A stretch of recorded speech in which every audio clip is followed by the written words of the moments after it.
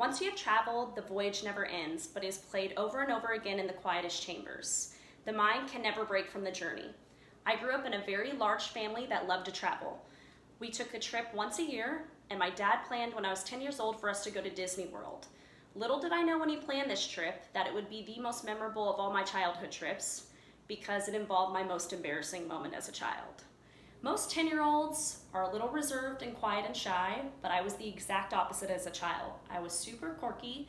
I loved to master any kind of accent that I could, and I wore a lot of big baggy clothes and had a messy bun at all times. So when we traveled to Disney World, I threw on my big baggy clothes and I was ready to go out the door. When we got to the park, it was all fun and games. We were riding roller coasters, and about noon my dad said, let's head to the delicatessen.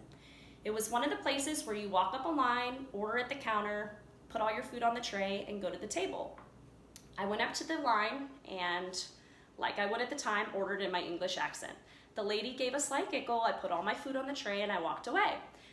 I don't know if it was due to my large shirt or my large tray, but as I walked away from the counter, I tripped and fell over a very large caution wet floor sign.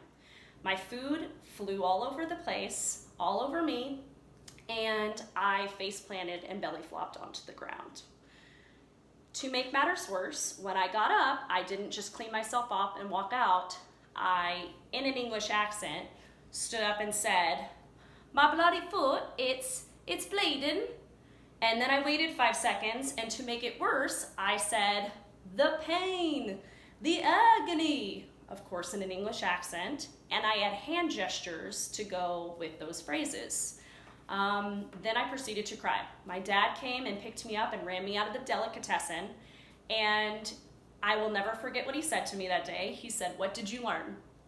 Well, ladies and gentlemen, I can tell you what I learned from that day is, first off, not to wear big baggy clothes, and secondly, whenever you carry a tray, make sure to always look down, around, and in every direction to make sure you're not going to trip over anything. And thirdly is to leave English accents to those who speak it naturally. Thank you.